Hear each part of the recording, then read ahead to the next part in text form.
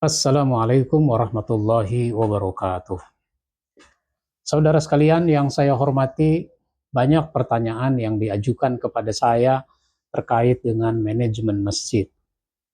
Di antaranya ada lagi orang bertanya, kalau orang mau kita minta, mau kita tunjuk, mau kita pilih jadi pengurus masjid, itu kriterianya apa Pak Ustadz? Kriteria pengurus masjid itu seperti apa? Ya, saya sebutkan saja kriterianya itu ada 3. Nah, pertama, punya kepribadian yang soleh. Orangnya baik. Karena innama ya'muru masajidallah man amana billah wal yaumil akhir. Yang memakmurkan masjid Allah itu yang beriman pada Allah dan pada hari akhir. Wa aqamas sholat, mendirikan sholat. Wa ataz zakat, tunaikan zakat. Walam yasha illallah fa'asa ulaika yakunu minal muhtadin. Dia tunaikan zakat, dia tidak takut kecuali hanya kepada Allah. Jadi kepribadiannya harus soleh, orangnya harus baik. Orang belum insaf, jangan jadi pengurus, jangan spekulatif. Justru kita tunjuk dia jadi pengurus Pak Ustadz supaya dia insaf. Ya kalau dia insaf, kalau enggak, nanti premanisme dibawa ke masjid. Kalau masalah keuangan biasanya preman itu tidak transparan. Dan bisa jadi ada pengurus masjid gayanya kayak preman. Kalau keuangan tidak transparan. Akhirnya banyak orang yang curiga. Jadi kepribadiannya harus soleh. Nah, yang kedua, dia punya wawasan yang luas. Wawasan keislaman dia harus luas.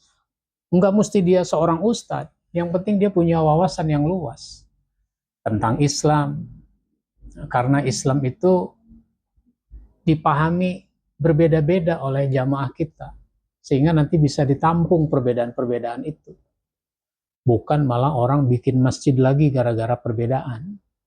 Jadi wawasannya yang luas tentang Islam, wawasannya yang luas tentang kemasyarakatan. Jamaah kita itu dari anak kecil sampai lansia, semuanya harus dilayani. Anak kecil jangan diusir. Pengurus masjid yang suka mengusir anak kecil itu namanya dia tidak punya wawasan yang luas tentang jamaah. Belum lagi orang itu sukunya berbeda-beda, pemahamannya berbeda-beda. Dari segi suku, ada orang Betawi, ada orang Jawa, ada orang Sunda, ada orang Minang, ada orang Makassar, dan seterusnya. Yang semua ini harus ditampung di masjid, dilayani dengan baik. Nah, sehingga perlu punya wawasan yang luas tentang kemasyarakatan, agar nanti jadi bijak. Wawasan kekinian, apa yang berkembang zaman sekarang. Hidup ini berkembang, pengurus masjid itu harus mengikuti perkembangan, sehingga nanti dia bisa merumuskan kegiatan-kegiatan yang sesuai dengan aspek kekinian, termasuk kajian-kajian yang sesuai dengan masalah-masalah kekinian. Nah, itu begitu. Punya wawasan yang luas. Nah, yang ketiga adalah punya kemampuan. Kemampuan yang baik. Dia bisa mengurus masjid dengan manajemen yang baik. Kalau dia jadi sekretaris dengan baik. Kalau jadi bendahara dengan baik. Seksi peribadatan juga begitu dan seterusnya. Dia bisa memanage, mengurus, mengelola kegiatan dengan baik. Karena ada pengurus masjid itu nggak punya kreativitas. Misalnya nih, ada khotib tidak datang. Kenapa tidak ada yang bisa menggantikan? Akhirnya apa? Sholat Jumat tidak bisa dilaksanakan, diganti dengan sholat zuhur. Jangan sampai begitu. Atau ada kegiatan pengajian. Kegiatan pengajian ini ustadznya berhalangan hadir. Kenapa tidak ada yang bisa menggantikan? Mestinya ada yang bisa menggantikan. Kalau nggak ada yang bisa menggantikan, ya sudah, bikin aja, nonton bareng. Nonton bareng gimana? Ini ustadz ada di YouTube apa enggak?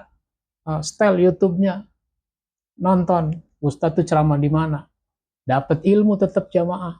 Jangan ustadznya nggak datang, jamaah pengajian diliburkan. Kalau anak sekolah senang diliburkan. Tapi kalau di masjid orang tidak senang. Kenapa? Dia datang ke masjid mau ikut pengajian. Nah begitu. Jadi kepribadian yang soleh, wawasan yang luas, kemampuan memanage dengan baik.